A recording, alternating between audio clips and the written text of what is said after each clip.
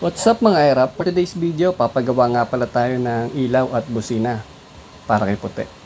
Kaya tara, samahan niyo ako.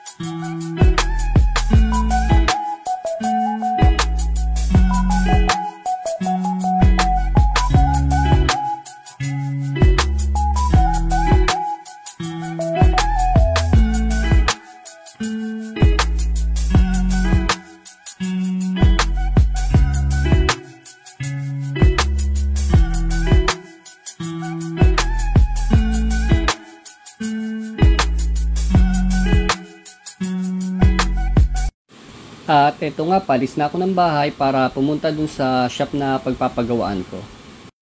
Medyo tanghali na pero sana umabot tayo.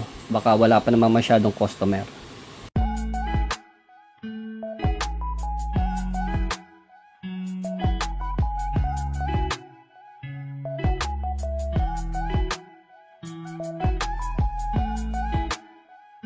Dito nga pala tayo manggagaling sa bayan ng Calamba, dito sa may bahay ni Rizal.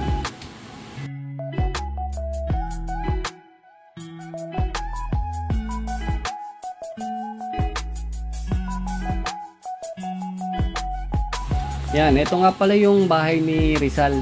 Itong dinadaanan natin.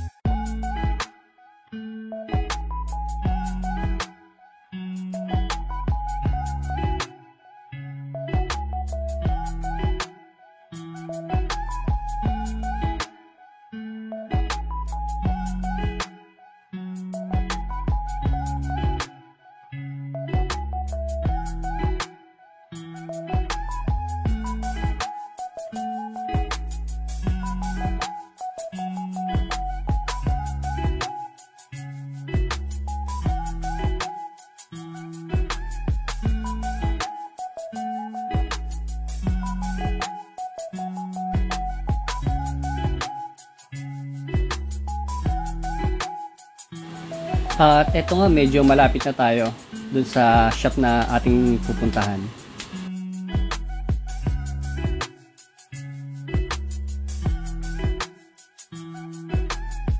Yun, at eto na nga, andito na tayo sa mismong shop.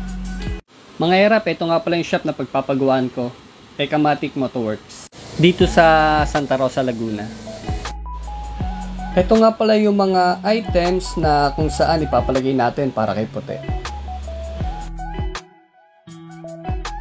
Meron tayo dito TDD Night Ranger na para sa ilaw, tapos Pia Horde naman para dun sa busina.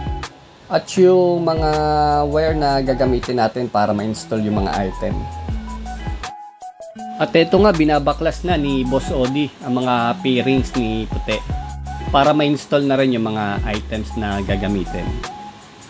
At ito nga, ini-install na ni Boss Chugawa yung ibang mga wirings. Napakasolid nilang gumawa, pulidong pulido, wala akong masabi. Bawat wirings talagang hinihinang pa nila para hindi matanggal. At bawat wirings talagang binabalutan pa nila na parang goma. Tapos hinihit gun para wala ka talagang makikita mga nakalabas na wire. Diba ang ganda? At si boss na nasa counter, napakabait, wala akong masabi. Talagang i-assist ka niya. Lahat ng katanungan mo, sasagutin niya. Lalo na yung mga mechanics natin dito. Napaka-solid. Ang babait, ang gagalang pa. At ito nga, kinakabit na ni Boss Odi yung ating busina. At ito, kinakabit na rin ni Boss Chugawa yung ating TDD Night Ranger na ilaw para matry na rin natin mamaya kung goods ba talaga.